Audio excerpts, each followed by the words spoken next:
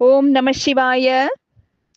அந்தகன் தன் சைனியங்கள் நாசமடைந்ததற்காக தேவர்கள் மீது பெரும் கோபம் கொண்டு திருநந்தி தேவரது சைனியங்களோடு பெரும் போர் செய்தான்.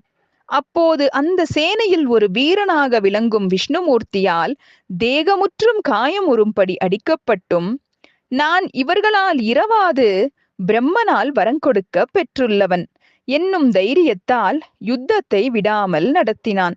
அப்போது மகேந்திரனால் மீண்டும் மூர்ச்சையுறத்தக்க அடிபட்டான். அதனால் வீர ஆவேசமுற்ற அந்தகன் தருக்கன் மலைகள் முதலியவற்றால் அவர்களை அடித்து விலக்கி சிவபெருமானை அடைந்து, இனி நீ போருக்கு வா என்று கூறினான். அருகிலுள்ள சிவகணங்கள் எதிர்த்தன. அவற்றையும் அந்தகன் வென்று சிவபெருமானை எதிர்த்தான். அப்பொழுது நந்தி பகவான் எதிர்க்க அவரையும் ஜெயித்தான். சிவ கடாட்சத்தால் நந்தி தேவர் மீண்டும் வலிமையும் அஸ்திர சஸ்திரங்களும் பெற்று அந்தகனை பலவாறு அடித்தார். அவன் உடலினின்று சொரிந்த இரத்தத்திலிருந்து ராட்சச மாயையால் விஷ்ணு, பிரம்மன், இந்திரன், அந்தகன் முதலிய அநேக ரூபங்கள் தோன்றின. அப்போது சிவபெருமான் பிரளய காலாக்னி போல கொதித்து அவர்களை சூலத்தால் புடைத்தார்.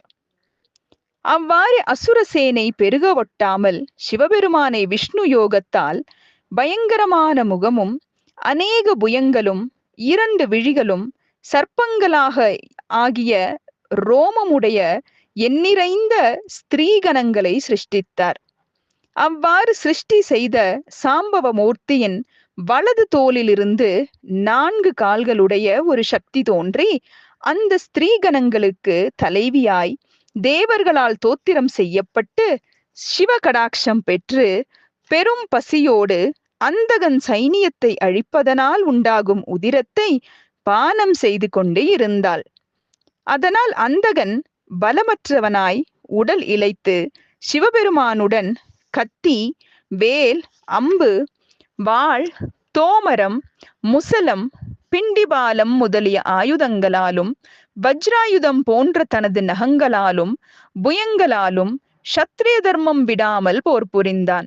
சிவபெருமான் அவனை தமது சூலத்தின் முனையில் குத்தி உயரத் தூக்கி சூரிய கிரகணத்தால் தகிக்க செய்தும் அவன் உயிர் விடவில்லை.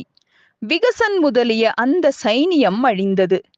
யுத்த முடிவில் தேவர்கள் யாவரும் சிவபெருமானை பணிந்து அவரிடம் விடை பெற்று கொண்டு தத்தமக்குரிய தானங்களை அடைந்தனர்.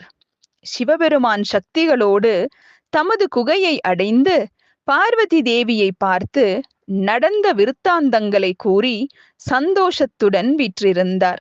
ஓம் நம சிவாய.